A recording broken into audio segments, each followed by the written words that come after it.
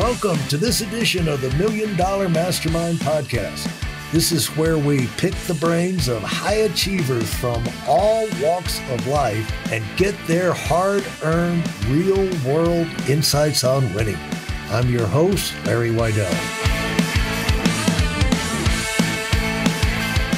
I'm here with Gus Gonzalez, and we're having fun talking about winning and developing character, and which is a often overlooked thought. But now, what have you learned about business that really set you apart? What do you think that you learned and things you put, things, it's one thing to have the character and everything, but it's demonstrated by what you do. It's like, what are things that you put yourself, ideas and strategies you put yourself behind, and it brought into your life and brought into your business thing that allow you to get ahead.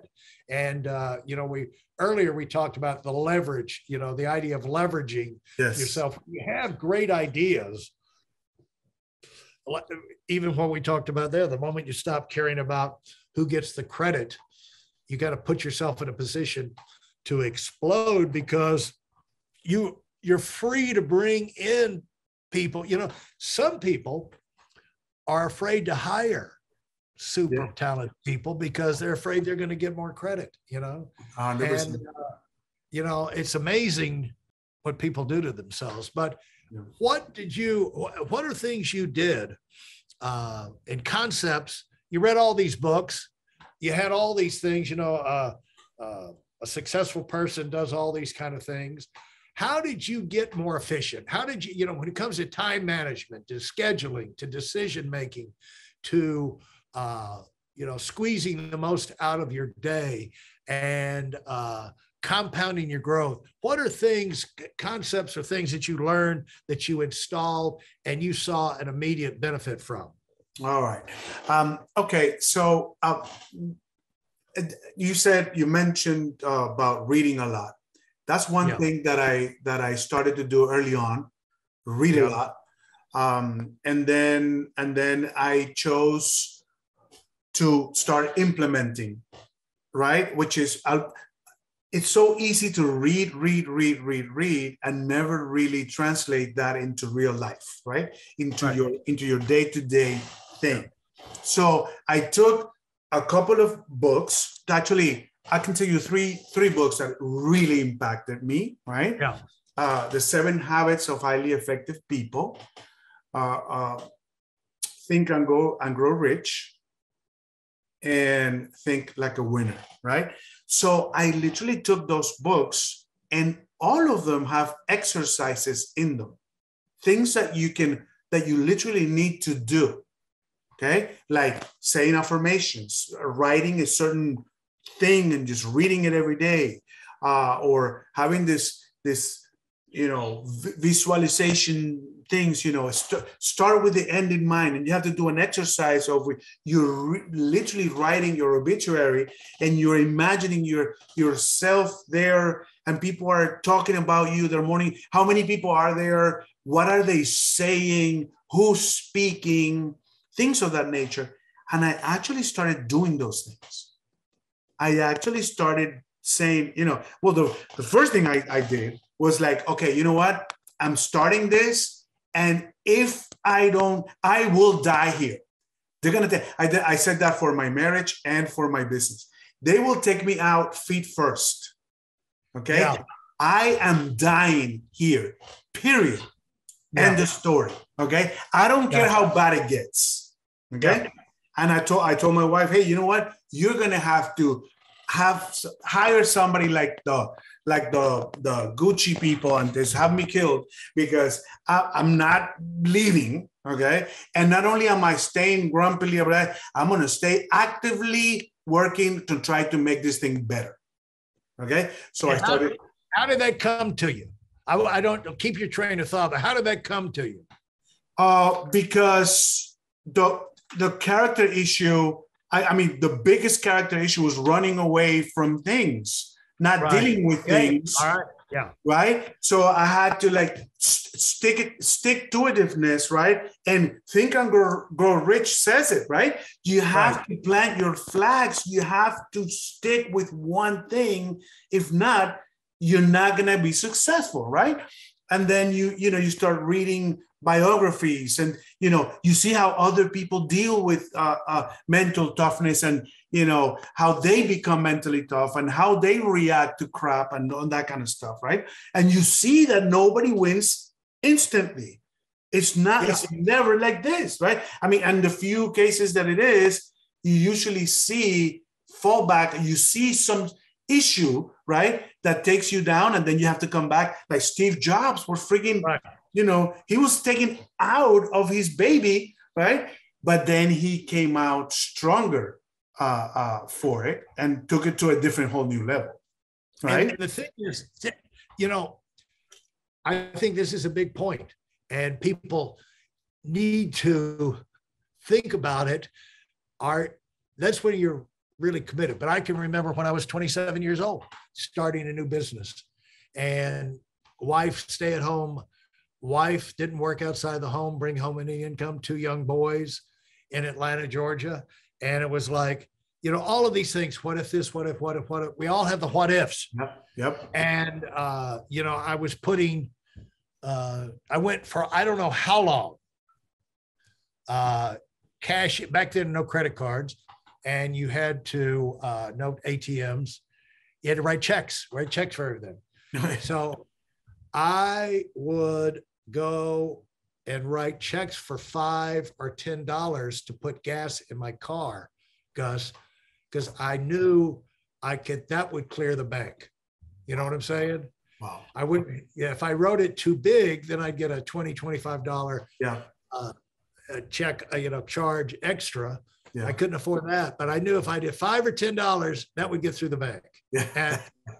But and so I was that low for that long, and the challenge is to quit or whatever. But I remember the definite moment. It was like, are you going to quit? Are you going to quit?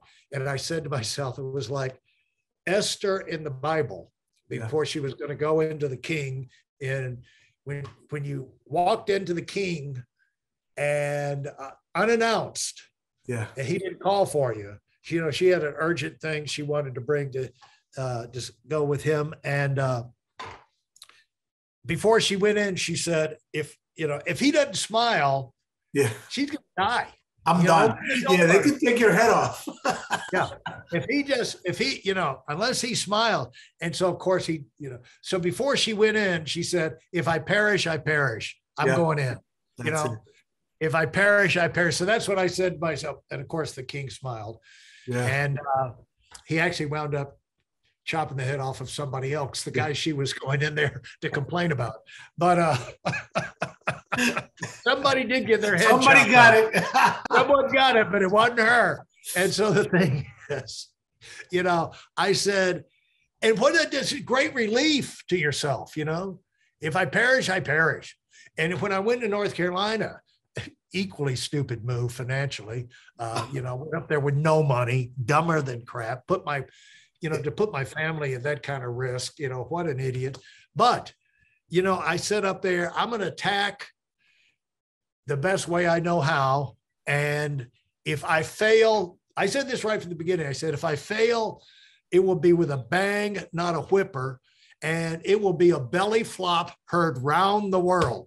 Everybody will know that I failed, because if I go out, I'm going to go out big, Yeah. So you have to be willing to come to those things. You might not do it exactly like that, but it is a tremendous freeing thing. 100%. And I found out, Gus, that kind of situation kind of comes. I've started using that approach. We're always planning. Am I going to go here? I'm going to go there. If I go there, it's going to put a time thing. I'm going to be worn out, and to get up and to go there and do that. There's all these trips. You can't move your business without moving your body. Right. And you can't, you can't enjoy the exciting things you want to in life without going through some stress points on travel and tired and not getting the sleep. And I was thinking about this thing of this summer. It's like this one deal. And it's like, well, if I go in there, I'll be exhausted when I get in, and I have to get up the next day, and I'll be on my feet the whole day. But I really want to do it, and then I've got to drive somewhere else the next day. And it's going around my head. Should I cancel this, that, and the other? But finally, how I dealt with it? I said, well, if I'm tired, I'm tired. That's it. You want the result, and you're willing to pay the price. I get exhausted walking around, on my feet during the day, I'll sit down, I'll get something to drink, put my feet up for 15 minutes, then I'll go again. At some point you got to say, well, if it does, it does, but I'm going. It's like, to squeeze in vacations. I mean, just little things like a family vacation. It's like, well, the business will go here, but I'm going. You have to make, it's what you'll tolerate in your life. Somehow you reach these things and you say, somehow we'll figure it out. There's always an adjustment. And as you're moving forward, so I can really relate to going through the things. What are some other things that you went through that were big transition things, or that added power, or you saw big results from? All right. So I started implementing, like I said, right? And so I got these books, read them, started implementing things, right? And then, again, this is a personal thing, and this is going out to a lot of people. So we're not trying to push any, idea or anything like that, or religion or anything like that. But in my personal experience, I came to Christ under this trial circumstances, right? But then in 2003, I remember October of 2003, I almost had like an epiphany also there too, where I said, man, I cannot be one person in one area of my life, a different person, another area of my life, a different person, at home, a different person in my business, a different person spiritually, I just need to be one person, right? And kind of bringing those things together. So another thing that really for me was important, I changed. We're dealing in a business of people, right? I made a decision, man. If I can help if somebody comes to my business and I have a choice, literally a choice of helping them go to the next level spiritually and in terms of character, or helping them move to the next level in business and help them become, in our terms, the regional vice president and have their own office, I said, the first one, the person first. And then that commitment made me free to do what I needed to do to really, there's this thing that says, people say that they don't care how much until they know how much you care, and that kind of thing, right? So it really became a real thing about, okay, what is the best thing for this person, right?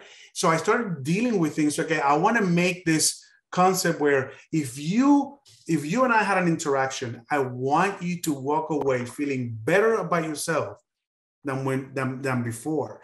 And I think that was one of the things that had the biggest impact in our business. And sure enough,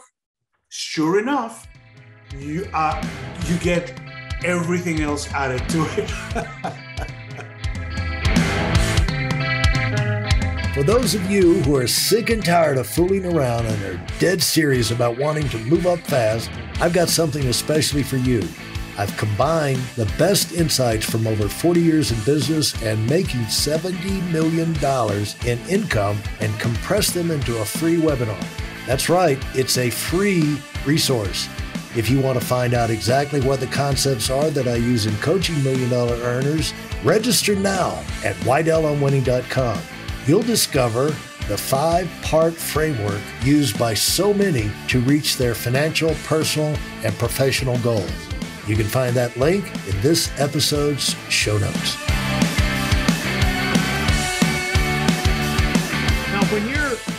this stage of your life, once you started having success, of course you enjoy, you move, you've had a chance to move and reposition yourself. How important is it to stay engaged and keep having new frontiers, new projects, new things to get involved in? Have you found that that's a big part of staying energized? Absolutely. I think that retirement is not a biblical thing, not a biblical concept. By the way, I want to, before you go there, I didn't want to interrupt you before, but we're not going to apologize if someone feels like we're pushing the Savior of the world, the Lord Jesus Christ. I'm not going to apologize for promoting the Lord Jesus Christ. However, I'm also not going to stomp on someone else's beliefs. Right. I'm not going to apologize or hide what I or what you believe because it's been core to our success. And if somebody else has a different experience, they're entitled to that. I'm not going to, That's great. I regularly touch base with people I'm in business with around the country that are Muslim or Jewish or whatever, and say, are we offending you? Are we on the same page? Do you feel like, because, there's no reason to be apologize on something that's part of your core. Right. And so we believe Jesus Christ is Savior of the world, and unapologetically, and we're not going to step on your. It's not my job to tell anybody else they're wrong. Exactly.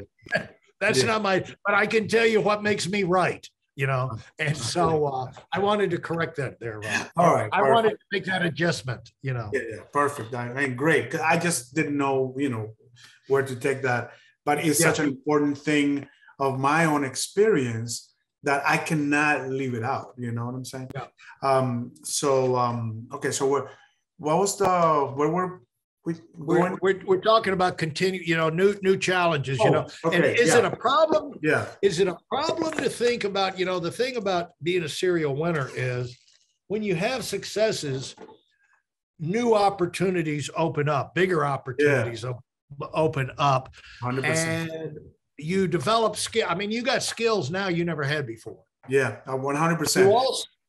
You also have friendships and relationships and insights, and you know how to get things done. And, you like situation, how to make things happen like you never did before. So, but that's useless unless you actually make something happen. But man, it's incredible. This is a great conversation, by the way. Thank you for having me, because it's really, it's been really awesome. And, so I was saying that retirement is not a biblical concept for sure. Clearly, you can see that in the Bible, but it is not. It's a concept. It's straight out of industrial. The socialism's response to the Industrial Revolution, right? So it's kind of like weird. So I thought that's what I wanted, because you're trained to think that way. And then I found it, and I'm like, no, this is not good. It's not. So you need to keep yourself active and always have a new challenge, a new goal, something you're going for. That's where growth comes from. You're either growing or you're dying. You say this all the time about the business side of things, right? When it comes to recruiting, but it's also true of you personally as an individual. I keep myself challenged. I'm looking for new things. Small things, because that's sometimes doesn't have to be a huge project, right? But as long as it is a project. For example, something small. I'm going to Italy in September, right? I have a little base knowledge of Italian. And you know what I did? I got an app, this Pinslurp thing, whatever. I pay $14 a month, and I take one class every day on my No, nobody's telling me, right? Because you use what you have learned, the sticking to things, the starting and finishing, growing, all that. So I'm doing that and I'm getting better. My goal, I have a very specific goal when I get there in September to have fluid conversations with people. Okay. That's a small thing, but it's a project, right? So we have projects. I have a project with my wife where we are investing. She got her real estate license, and we're investing here in the Panhandle area, which is there's a huge boom here, in like many other parts of the country, and we're participating in that, and so on and so forth, right? So always keep ourselves thinking of, okay, what's next? Always participate in some project, large or small. And I keep myself active in our business as much as I can from a mentorship perspective, What's the most exciting thing? What's the most exciting thing you've done in business that you're proudest of? Oh my God. Obviously in our financial services business, that everything's related to that, right? Because everything else comes from that to me. I mean, that business helped me, that process, right? Turn me into a different person. So having had the chance to reach the highest levels of success in our field, that is definitely my biggest accomplishment. And what was your expectation of that happening when you came in? At the beginning, very naively, without just the dream side of me, thought huge things, and it was going to happen very quickly. It didn't happen that way. I thought it was okay. You know what? But I tell people it's funny because when it usually happens way slower than you think, but it turns out to be way bigger than you thought. Yeah. So it's kind of interesting that way. Yeah. And the worst thing can happen to you, we talk about this all the time, is to have some kind of significant success early, because then you expect, like you said, you expect, well, I'm just more special than other people. Exactly. They have a hard time, but these people are dumb. I don't know how come you've been an RVP for 100 years and you still don't have that kind of thing. So yeah, absolutely. And another thing that you mentioned briefly, but I think it's we want to go back there in this process of having new challenges and you've been surrounded with a different kind of person. We intentionally, and I want to credit my wife with this, because I turned to be I could be a hermit probably. I can be by myself a lot, reading and doing a bunch, like I'm doing this Italian class by myself. I'm not going to a school meeting people, and we made a decision based on things that you hear that we needed to change our circle of friends. Okay. That we needed to surround ourselves with people that would challenge us and that were at different levels. Okay, at least at our level, not just financially, but mentally, right? No. We avoid negativity like the plague, right? Yeah. Right.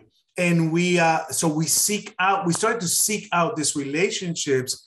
And sure enough, Larry, today, all of our friends are $1 million earner SNSD types, even people that are not in Primerica. Yeah. It's crazy. It's crazy. Crazy that way. So, and most of them are more successful than we are, which is fine, because you can always learn from people and all that kind of stuff. But I remember a lot of things you say. There's a bunch of wisdom there. But you said, like, you're dealing with our teams. Like, for example, for this conversation, you never spoke to me. I never spoke to you. Somehow, magically, we're here at 12 sharp today, right?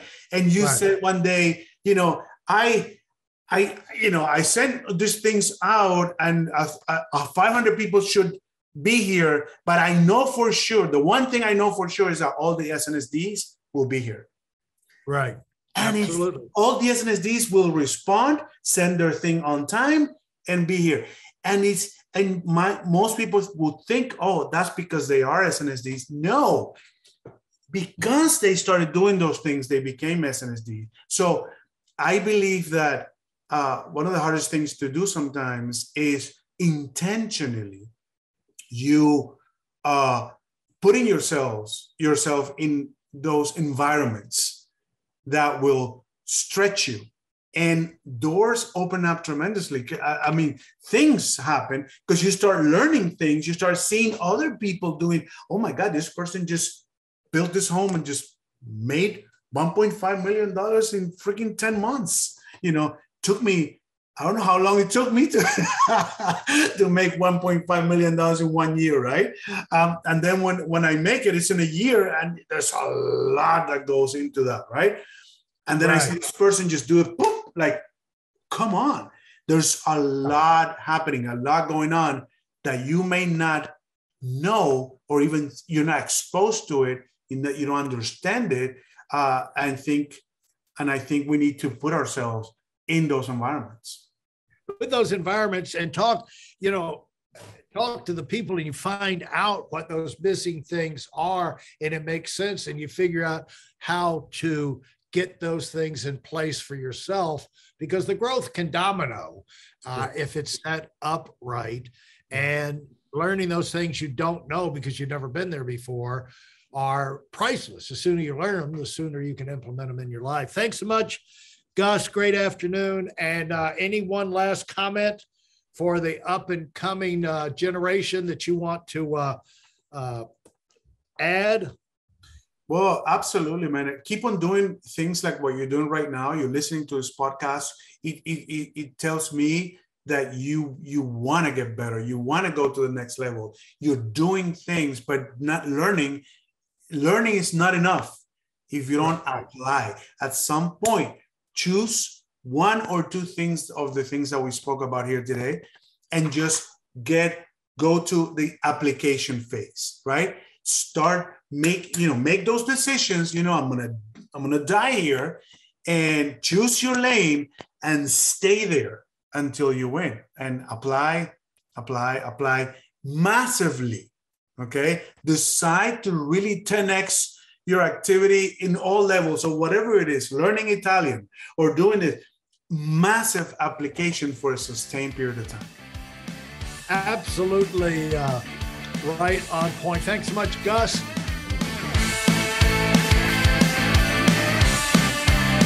Thanks for listening to the $1 Million Mastermind.